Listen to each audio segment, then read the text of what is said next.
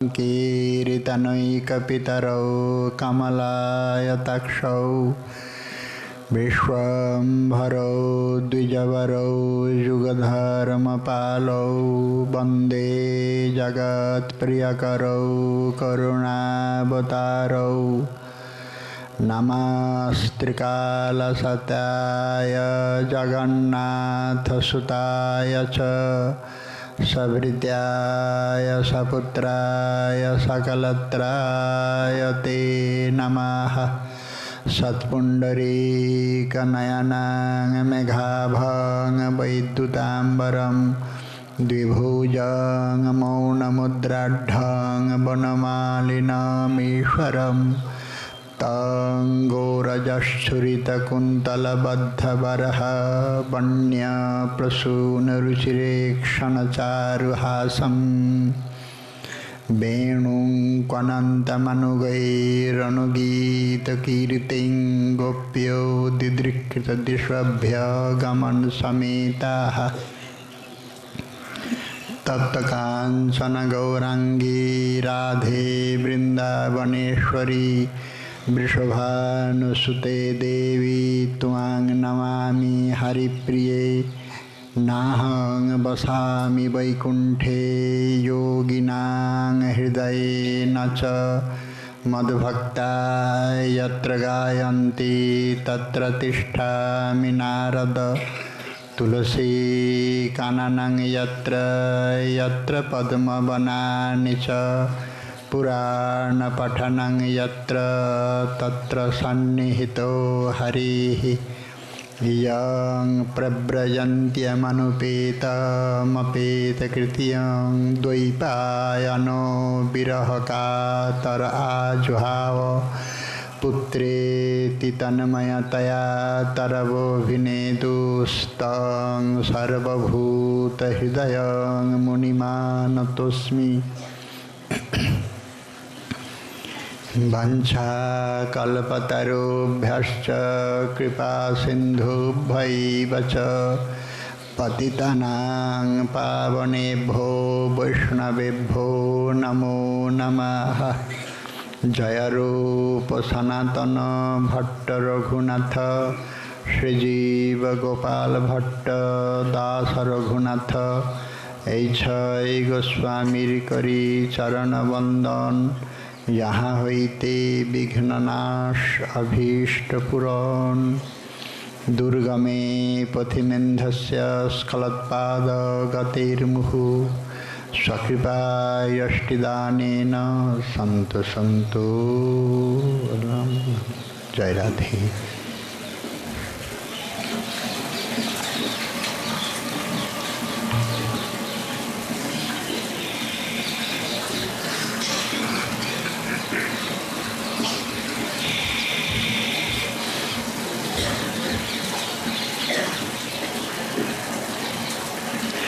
ओम नमो भगवते वासुदेवाय। श्री श्री चैतन्य चरितामृतम् आदिलीलायां चतुर्था परिच्छेदः।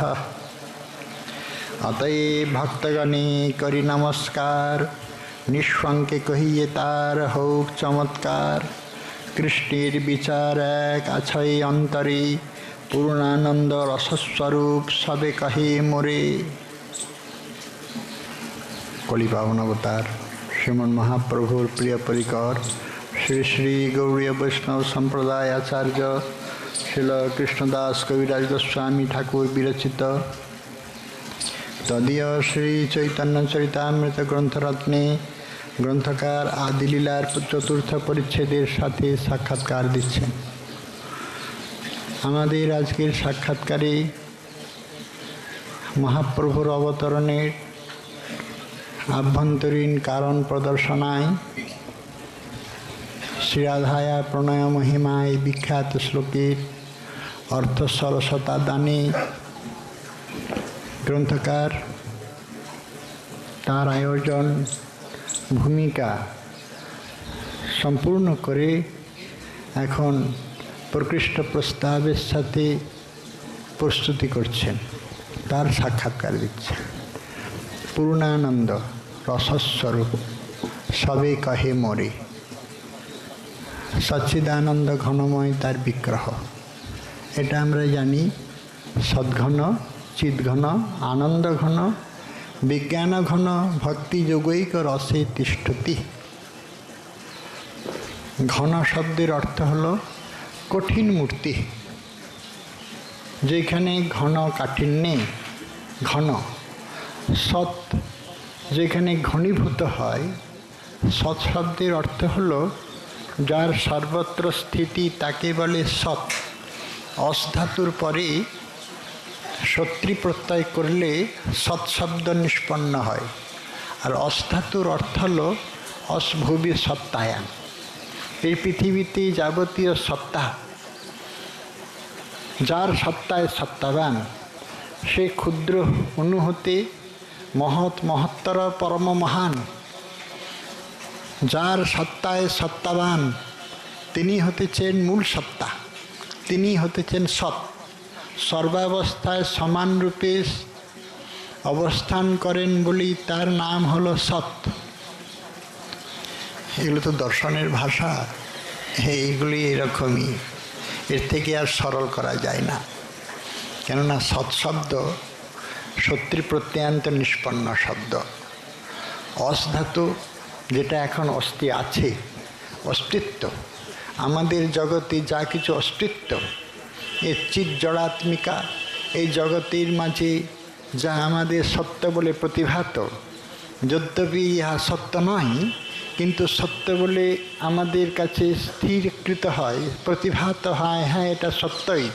যদি সত্য সত্যি এর মধ্যে আমরা অসত্য, মিথ্যা, ভঙ্গুর, ক্ষণস্থায়ী এই বুদ্ধি রাখতাম, তাহলে এইটাকে পরমাদরে স্বীকার করে ব্যবহারে এত সুখ উপচার তৈরি করতে পারতাম না। সেই যে সৎ, এই সতের সত্তা আছে বলেই সমস্ত জগতে আমাদের সৎরূপে প্রতিভাত হয় অস্তিত্ব। জগৎ আমি আছি, যত জগতের দৃশ্যমান যা কিছু ঘটপটাদি অর্বাচীন বস্তু পর্যন্ত সমস্ত সতের ভিতরে কুক্ষিভূত। সব সৎ মানে অস্তি। সৎ এমন একটা জিনিস, তাকে টেনে বের করে নিলেও সৎ থাকে, কিছু যোগ করলেও। যেমন সমুদ্রের জলেতে যত এত নদী জল প্রবেশ করছে, তাতে স্ফীত হচ্ছে না। এত জল শুকিয়ে যাচ্ছে, তাতেও কিন্তু অপূর্ণতা থাকছে না, সমতল। পূর্ণমদ পূর্ণমিদং পূর্ণাৎ পূর্ণমুদচ্যতে পূর্ণশ্চ পূর্ণমাদায় পূর্ণমেবাবশিষ্যতে। তার পূর্ণতার এতটুকু হানি হয় না। যত কিছু তাতে যোগ করা হোক, তবুও সে পূর্ণ, স্ফীত হয় না। তার থেকে যতই বা আকর্ষণ করে নেওয়া হোক, তাতে তার এতটুকু হানি হয় না, তবুও সে পূর্ণ। যেহেতু সে ওই জগৎ, এই জগৎ, বিশ্বজগৎ সর্বত্র সৎ বলে প্রতিভাত হয়। আমরা যেমন একটু আগে যে কুটিরে ছিলাম, সেইখানে আমার অনুসন্ধানে এসে দেখবেন তাকে পাওয়া যাচ্ছে, আমাদের পাওয়া যাচ্ছে না। আমাদের সেখানে উপস্থিতি নাই, অনুপস্থিতি। সৎ ওই রকম নাই। সব স্থানে সমান অবস্থায় সর্বত্র স্থিতিই হলো সৎ। একমাত্র ঈশ্বর সত্তা না হলে সৎটা থাকে না। আমাদের সত্তা সৎ নয়, আমাদের এক আত্মা সৎ। বাকি সমস্ত কিছু সতের উপরে সৎ বলে প্রতিভাত হয়, মনে হয়, বস্তুত সৎ নয়। এগুলো সমস্ত অসৎ, যা ক্ষণস্থায়ী ভঙ্গুর ভূমা নয়, যা অস্থির, তা সৎ নয়। সতের মতো মনে হয় কিন্তু সৎ নয়।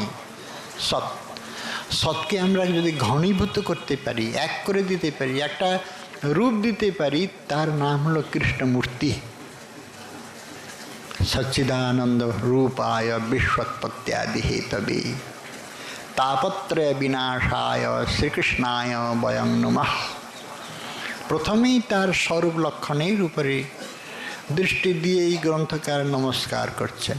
সদ্ঘন, চিদ্ঘন, আনন্দ ঘন, বিজ্ঞান ঘন, ভক্তিযোগৈক রসে তিষ্ঠতি। একমাত্র ভক্তি যুগেই তিনি ঘনীভূত রূপ ধারণ করেন। অন্যত্র চিদিক রূপম, বিশ্ব চরাচর বিশ্ব বৈশ্বানর, যার অনন্ত আধার, তিনি ব্রহ্মের দৃষ্টিতে, ব্রহ্মবাদীর দৃষ্টিতে অদ্বৈতের আরাধনায় তিনি অনন্ত অসীম, নির্লীল, নিরাকার, নিষ্ক্রিয়, নিরাধার, এইরূপভাবে তিনি প্রতিভাত হন সৎ। কিন্তু আমাদের আচার্য বলেছেন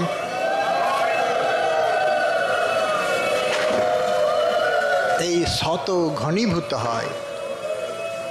এই সৎ যখন ঘনীভূত হয় তখন সেই মূর্তির নাম হয় শ্রীকৃষ্ণ মূর্তি। সদ্ঘন, ঘন একটা মূর্তি ধরে। ঠিক জিনিসটা বোঝানো গেল না। যেমন জলটা কঠিন হয়ে বরফ হয়, একটু মাত্র অল্প সময়, অল্প বরফ হয়ে যায়। যদি উত্তর মেরু বা দক্ষিণ মেরুতে আমরা যাই, গোটাটাই বরফ। কিন্তু তার মূল উপাদান তো জল। জল শৈত্য প্রভাবে বরফ হয়ে গিয়েছে, ঘন হয়ে গিয়েছে, একটা মূর্তি ধারণ করেছে। এই সৎ এইরকম পরিধি শূন্য, যার থেকে আমাদের জগৎ সৎ বলে প্রতিভাত হতেছে, সেই সৎ ভক্তিযুগেই একমাত্র ঘনীভূত হন। সেই রূপটার নাম হয় শ্রীকৃষ্ণ মূর্তি। অতএব সচ্চিদানন্দ রূপায়। চিৎঘন কেমন? চিৎ মানে যাকে আমরা জ্ঞান বলি, গপ্তিমাত্রম জ্ঞান। জ্ঞান এমন একটা জিনিস না, একে কিছুতেই বোঝানো যায় না। এই জ্ঞানের চর্চা এবং চর্যাতেই মহান ঋষিগণ যুগ যুগ তপস্যা করে জ্ঞান ও সাধনায় উত্তীর্ণ হয়েছেন। তাদের সারস্বত সাধনার ফলীভূত তপস্যার সারভূত যে সমস্ত অধরামৃত আমাদের জগৎকে সিঞ্চিত করেছে, সেটাই হলো আমাদের অদ্বৈতবাদ। যদি কারোর বিশেষ জিজ্ঞাসা থাকে, আচার্য শঙ্করের দশোপনিষদ ভাষ্যের উপরে তার বিস্তৃত ব্যাখ্যা আছে। জ্ঞান ভাণ্ডার কত যে পুষ্ট হতে পারে। আমাদের ভারতীয় ঋষিগণের অভ্রান্ত সত্য সচ্চিত আনন্দকে কিভাবে তারা কুক্ষীভূত করে সম্পুটিত করতে পারে, এই সমস্ত গ্রন্থই হলো আমাদের উপজীব্য। এত বড় দর্শন শাস্ত্র অল্প সময়ের মধ্যে ভারতের ইতিহাসে প্রায় লেখা যায় না, লিখিত হয় নাই। সেখানে চিতের অনুসন্ধান করেছেন, অনেক পাতার পর পাতা খরচ করেছে মহাঋষিগণ। চিদেক রূপং ব্রহ্মকে উপাসনার পথে এনে যুগ যুগ কাটিয়ে দিয়েছেন, কিন্তু অনুসন্ধান পাই নাই। শুধু বলেছেন নেতি, না যেটু আমি নির্ণয় করলাম এটা উচিত নয়, এরকম নয়, যেন অতৃপ্তি, না এটা নয়, এরকম নয়, আমি যেটা বললাম এটা নয়। অনেক অনন্ত অসীম নিরাধারকে আমি সসীম করতে চাই কটা শব্দ দিয়ে, তাকে পরিধি শূন্যকে পরিহিত করতে, উপহিত করতে চেষ্টা করি। আমার বাগ আড়ম্বর মাত্র। বাচারম্ভণং বিমুঞ্চত, অন্যায় বাক বিমুঞ্চত। আর সমস্ত বাক্যকে তুমি ত্যাগ করো। বাক্যের অতীত, মনের অতীত অগোচরীভূত তত্ত্ব, তার অনুসন্ধান করো।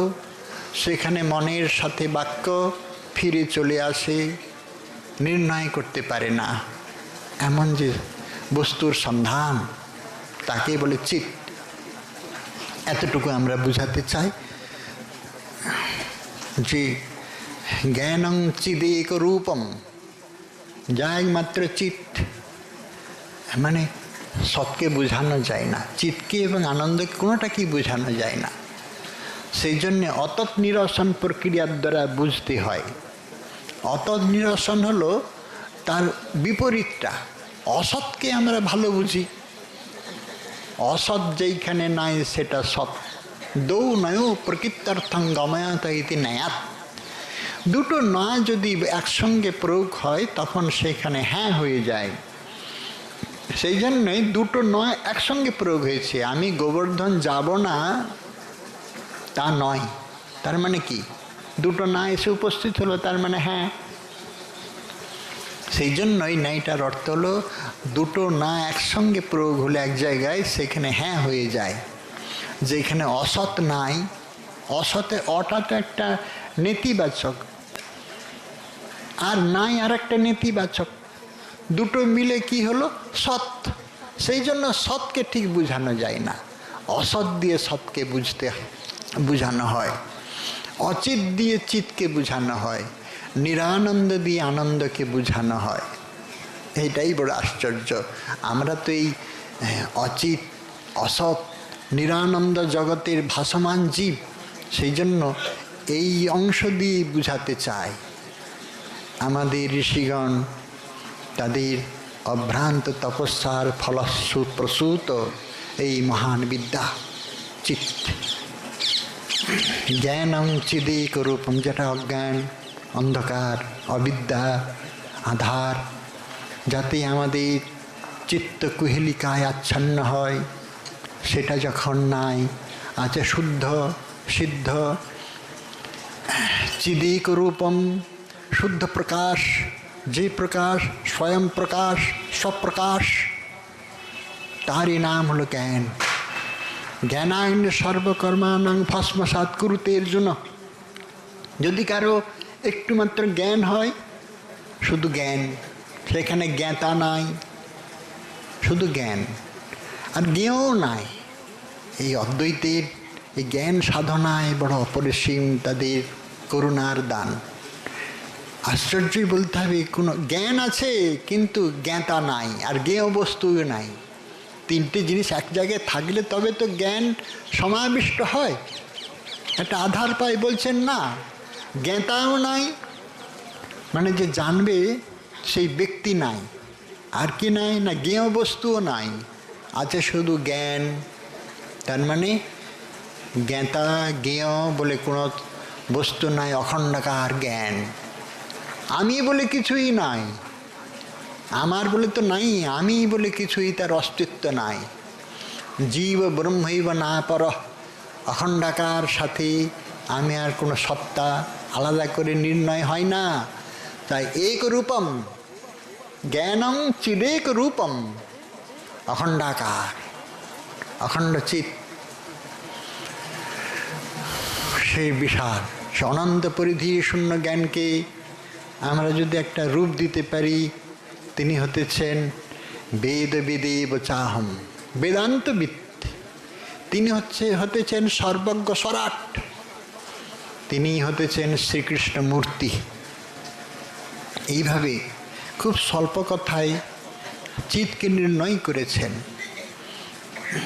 এবার আনন্দ, এই আনন্দের কথায় এসেছেন গ্রন্থকার।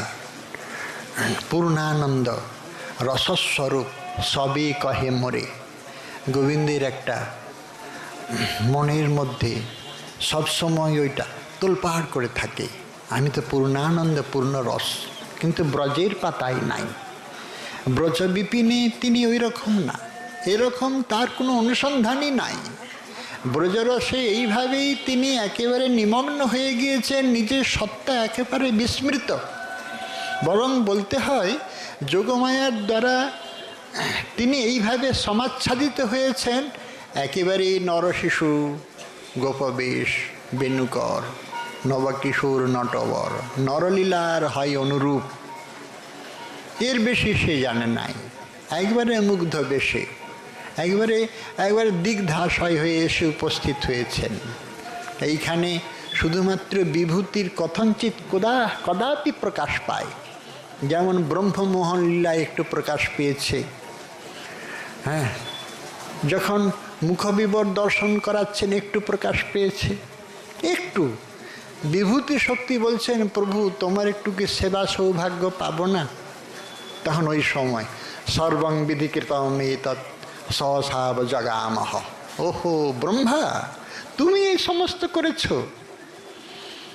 আমার এই ব্রজবালকদের আর এই সমস্ত গোবৎসগুলো বাছুরগুলোকে তুমি চুরি করে নিয়ে গেছো, ভালো। আমার ভগবত্তার পরীক্ষা নিতে এসেছো, দেখে নাও তাহলে। সর্বং বিধিকৃতং ব্রহ্মা করেছে। সেই সময় মাত্র বিভূতির প্রকাশ ঘটল, অনন্ত অনন্ত অনন্ত রূপে আবির্ভূত হলেন। অনন্ত অনন্ত ব্রহ্মাণ্ডের অধিদেবতাগণ ব্রহ্মা দেখলেন। ব্রহ্মা তো সেই রসের ভক্ত কিনা, অতএব উপযুক্ত, তার ভগবত্তার শেষ নাই।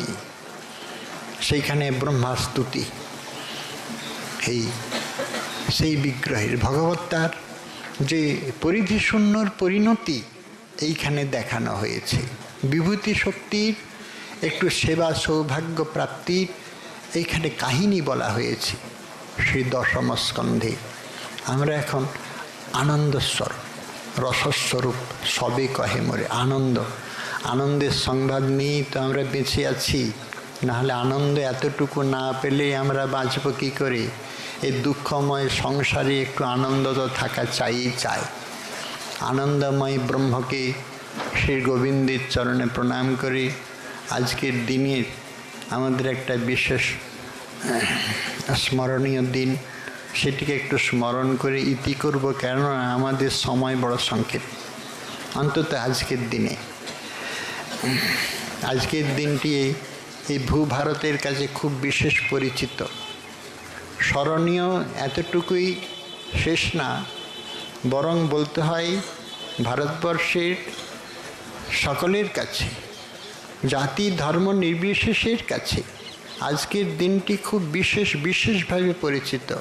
অন্য দিন কোনো এক প্রত্যন্ত কোনো এক জাতিকে অবলম্বন করে পরিচিত হতে পেরেছে, কিন্তু আজকের দিন কোনো জাতি ধর্মকে অপেক্ষা রাখেনি। নির্বিশেষে নির্বিচারে এই দিনটি বিশেষ পরিচিত। এই দিনের নাম হলো দীপাবলি মহোৎসব। দীপাবলি মহোৎসব, দীপ, সূর্যও তো দ্বীপ। দ্বীপ শব্দের অর্থ হলো প্রকাশ। আজকে সেই প্রকাশ, আমাদের জীবনযাত্রার প্রকাশ। দীপাবলি মানে আবলি মানে সমূহ।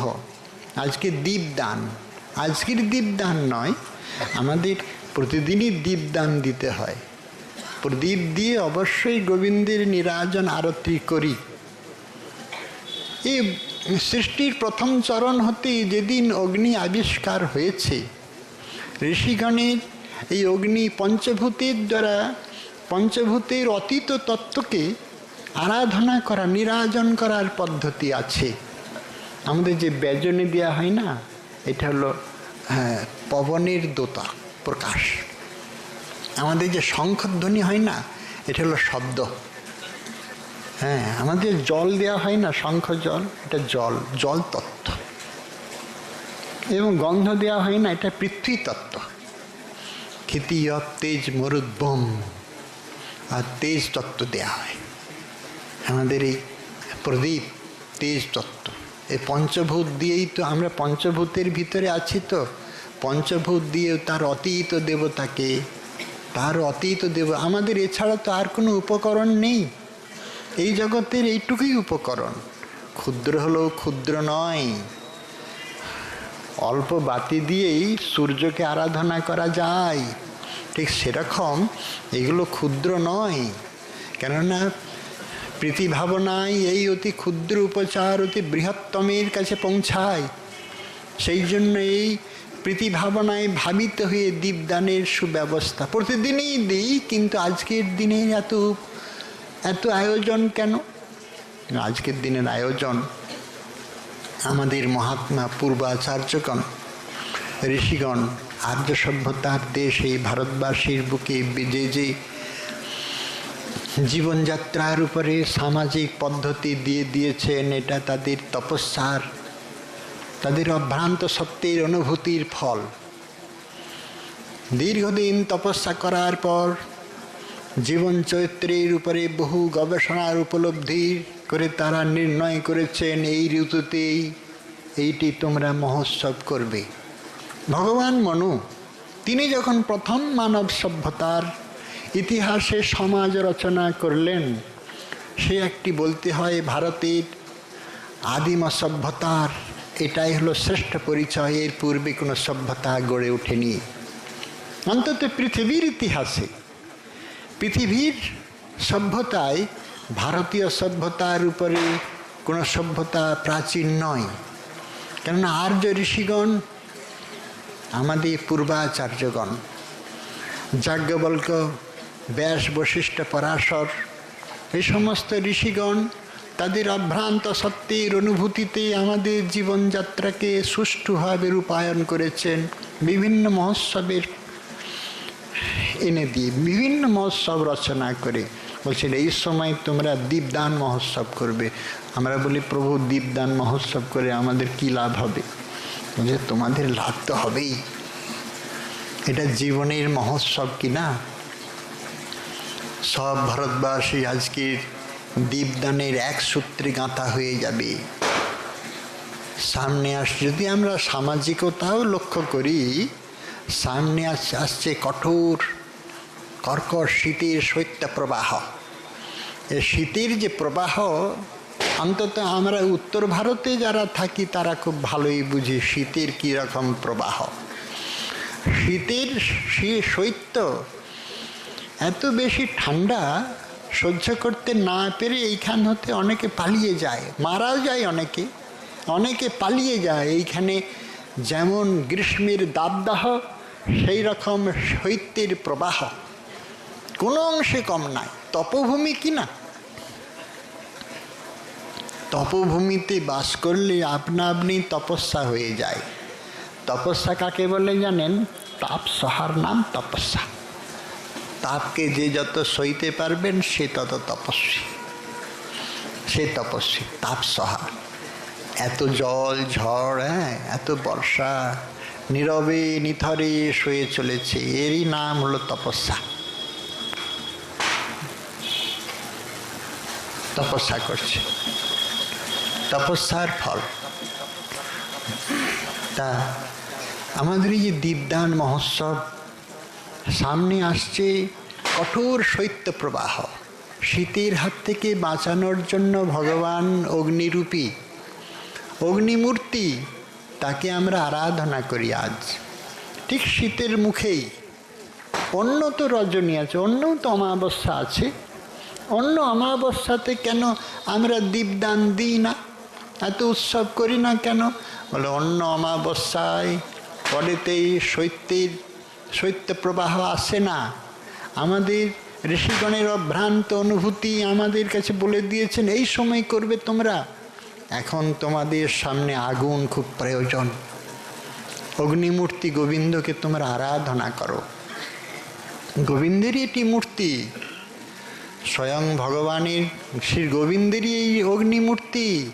আমরা বলি যে সূর্য, সূর্য নয়, সূর্য অগ্নির উৎসস্থল নয়।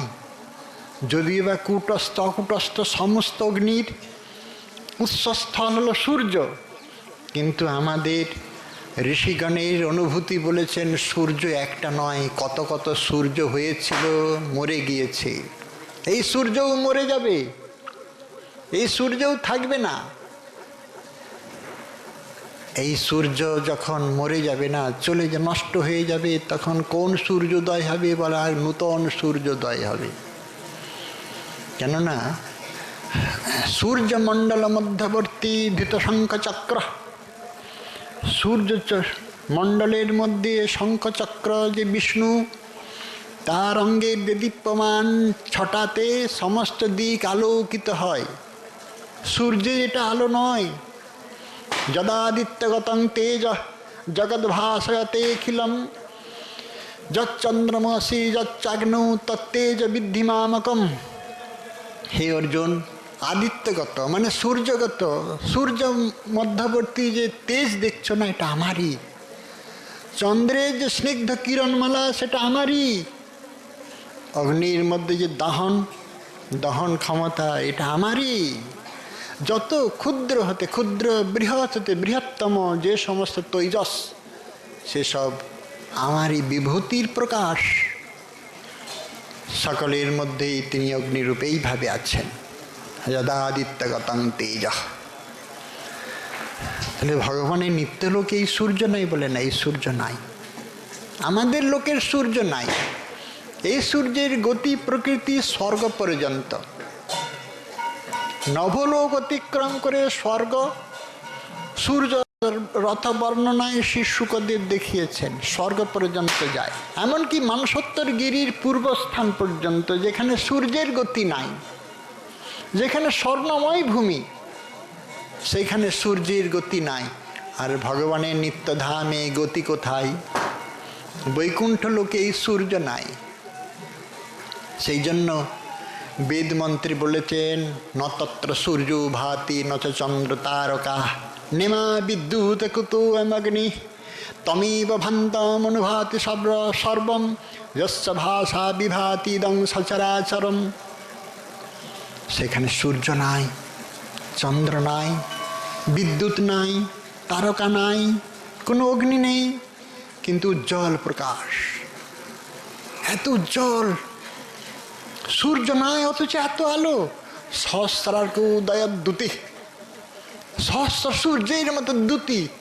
বাবা, একটা সূর্যের আলোতেই আমাদের চোখ জ্বলে যায়, আর সহস্র সূর্যোদয় বাঁচবে কেহ? বলছেন না, অতীব স্নিগ্ধ। সর্বে বিশিষ্মীয়ে দেবা প্রতিহতে ক্ষণা। দেবতারা এই আলোকে দেখতে পারে না, বলছে প্রতিহতে ক্ষণা। প্রতিহতে ঈক্ষণে যে শান্তে, যাদের চক্ষুর দৃষ্টি সকল একবারে রুদ্ধ হয়ে গেল, দেখতে পারল না, এত তেজ দেখতে পারল না। বলছেন না, ভগবানের করুণায় তবে দেখা যায়। তিনি তখন স্বচ্ছ মূর্তিতে আবির্ভূত হলেন, দেবতাগণ স্তব করছেন সেই মূর্তিকে। সর্বের প্রতিহতে ক্ষণা। যত কিছু আলো, যত কিছু অগ্নি, যত কিছু তাপ, এ সমস্ত তারই দান। যস্য ভাষা বিভাতি দং সচরাচরম। যার ঈষৎ প্রকাশে সমস্ত চরাচর বিশ্ব বৈশ্বানর, ভাস্কর ভাস্কর সমস্ত জগৎকে আলোকিত করে তোলে। তিনি হলেন মূল, আদিম। কবে কোথায় উৎপন্ন হয়েছে তা আমরা জানি নাই, এ অনাদি। মানে জগতের জগৎ সৃষ্টির বহু পূর্বেই, কারণ নিত্যধাম সৃষ্টির মধ্যে নাই। বৈকুণ্ঠাদি লোক সৃষ্টি হয় না, নিত্য, সদা নিত্য সদাতন। সৃষ্টি হলো আমাদের ব্রহ্মাণ্ড। আমরা যে জীব জগৎ সৃষ্টির মধ্যে এসেছি, বৈকুণ্ঠ গোলক এই সমস্ত লোক ব্রহ্মলোক সৃষ্টি হয় না, নিত্য শাশ্বত সনাতন। তবে সেইখানে সূর্য কীরকম? ওইখানে সূর্য আলাদা, চাঁদ আলাদা, সেখানে আলো আলাদা। মরকত রাজ্যের কাহিনীতে একটা মরকত মণির প্রকাশে যদি গন্ধর্ব লোক আলোকিত হয়, একটুকু মাত্র এইটুকু মাত্র মণির প্রকাশ, সমস্ত গন্ধর্ব লোক আলোকিত হয়। তাহলে সেই রকম নিত্যধামে কেমন সূর্য উদিত হয়, যার আলোকে সমস্ত নিত্যধাম বৈকুণ্ঠ আদি আলোকিত হয়। তার রূপটা কেমন? যেমন যেমন ইচ্ছা করবেন সেরকম। কখনো নীল রূপ, কখনো মরকত, কখনো অতি শ্যাম, অতি ঘনায়িত, বিচিত্র সেইখানে সমস্ত প্রভা বৈভব, এরূপ বর্ণনা আছে। নিত্যলোকে প্রভা বৈভবের বর্ণনা আছে। আজকে আমাদের সেই নিত্যলোকের হতে ঈষৎ প্রকাশ এসে উপস্থিত হয়েছে। অগ্নির মহোৎসব, অগ্নিদান। আমাদের জীবনটা গোটাটাই তো অন্ধকার, অন্ধকারে হতে আলোর পথে নিয়ে যাবার জন্য এই মহোৎসবের ক্ষুদ্র দ্বীপ রচনা। সকলের হৃদয়ের অন্ধকার দূর করার জন্য ঋষিগণের অভ্রান্ত সত্যকে সামনে রেখে আজকে দীপদানের এই ক্ষুদ্র পর্বটুকু। ঋষি তার উদ্ঘোষ বাণী বলে দিয়েছেন, ভয় পেও না, আমরা অজ্ঞান হতে তোমাদের জ্ঞানের পথে নিয়ে যাব। असतो मां सद्गमय तमसो मां ज्योतिर्गमय मृत्योर्मां अमृतंगमय सर्वे सन्तु निरामया। हे प्रभु, আমাদের অজ্ঞান অন্ধকার হতে জ্ঞানের আলোর পথে নিয়ে চলো, অসৎ হতে সতের পথে নিয়ে চলো, মৃত্যু হতে অমৃতের পথে নিয়ে চলো। আমরা তোমার শাশ্বত সন্তান। সকলে নিরাময় হোক, সকলে সুস্থ সুন্দর জীবন গ্রহণ করুক। এই জন্যে আলো, যেখানে আলো জ্বলে না ওখানে অন্ধকার আসে না। সুস্থ সুন্দর সর্বে সন্তু নিরাময়া, সকলে সুস্থ হোক, নিরাময় হোক, সকুশল তারা সুন্দর হয়ে বেঁচে থাকুক। মানে বেঁচে সকলকে যদি বাঁচানো যায় তাহলে আমিও বাঁচব, বাঁচাও তাহলে বাঁচবে। পাশ্চাত্য বিদ্যায় বলা হয় বাঁচো তাহলে বাঁচবে, বাঁচো তারপরে বাঁচাবে, বাঁচো তারপরে বাঁচাবে। আমাদের ভারতীয় ঋষিগণ ওটা বলেননি। ত্যাগবাদের ভূমিকা কিনা, এটাই ত্যাগবাদের ভূমি। তারা বলেছেন যে বাঁচাও তাহলেই বাঁচবে, উল্টোটা। অপরের সুখ স্বাচ্ছন্দ্যের চিন্তা করলে নিজেই সুখ স্বাচ্ছন্দ্যে এমনি এমনি এসে পেয়ে যাব, আসবেই, এটাই নিয়ম। সেই জন্য সকলে হৃদয় মন্দিরের অন্ধকার দূর করার জন্য আজকে সেই আমাদের ক্ষুদ্র দীপদানের ব্যবস্থা, অল্প ব্যবস্থাটা মহান ব্যবস্থা। আজকের দিনে শব্দ করে, বম ফাটায়, কেন জানেন? অনেক আমাদের সামাজিক অস্থিরতা করে তোলে। বর্ষার পরে অনেক ক্ষুদ্র ক্ষুদ্র এমন বীজাণু তৈরি হয়ে যায়।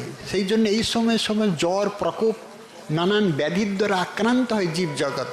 এই সময় বম ফোটালে, আলো জ্বালালে, দাও দাও আগুন জ্বালালে, পাড়াগাঁয়ের এই সমস্ত আছে, দাও দাও আগুন জ্বালায়। আর অগণিত সমস্ত কীট পতঙ্গ একেবারে ওই ফাঁদে এসে পড়ে, ওই পুড়ে আর মরে, ঝাঁকে ঝাঁকে পুড়ে মরে যায়। এর দ্বারা আমাদের সামাজিক জীবন সন্তুলন আসে। বম ফাটলে কি হয় জানেন? এমন যে ছোট ছোট সব বীজাণু আছে, ফাটে, ভীষণ শব্দেতে এইগুলো মরে যায়। এই জন্য আজকের এই ব্যবস্থাটা, আজকে দীপদানের ব্যবস্থা আমাদের সামাজিক জীবনের সন্তুলনের উপরে লক্ষ্য রেখে ঋষিগণের সত্যানুভূতি আমাদের আজকে দীপদানের এই মহোৎসব পর্বটি।